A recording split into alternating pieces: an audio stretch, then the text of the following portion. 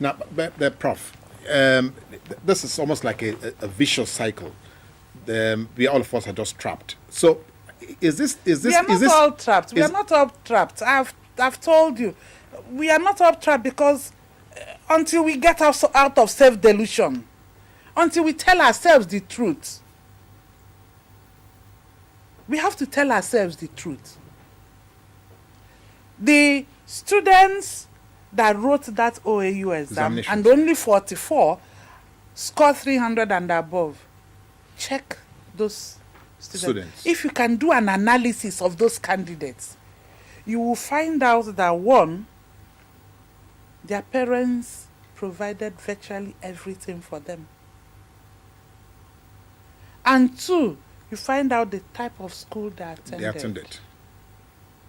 Okay, now this brings us back to what I just laid on the table. The fact that the cycle of corruption is therefore, corruption. Because the way it is right now, corruption. If the parents provided for those few, as it were, elected, because you want your child to be among the best. But there are parents that cannot afford it. To do that. And our national policy is saying that the first 9 years is compulsory and free.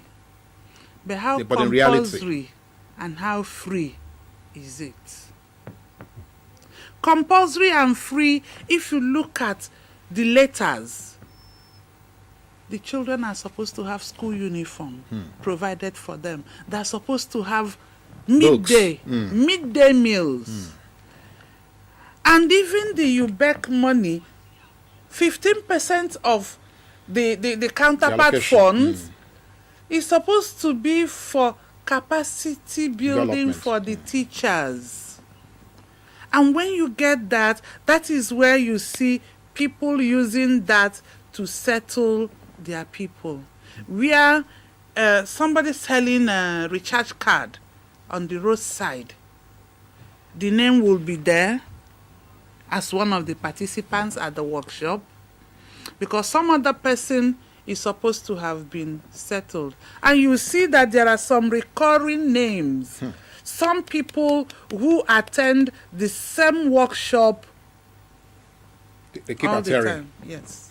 Now, you've had you have had your hand on the table on this when you served as Commissioner of Education in Edo State. Now, I just want us to quickly look at that before we now make, so in reality, how easy it is for somebody to come from the academia and deal with issues like this on the table? It's easy. It's easy if, one, you are not ready to compromise.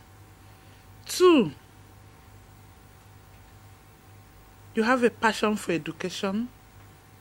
No. I have to reorder it. One, you have unalloyed support from your boss.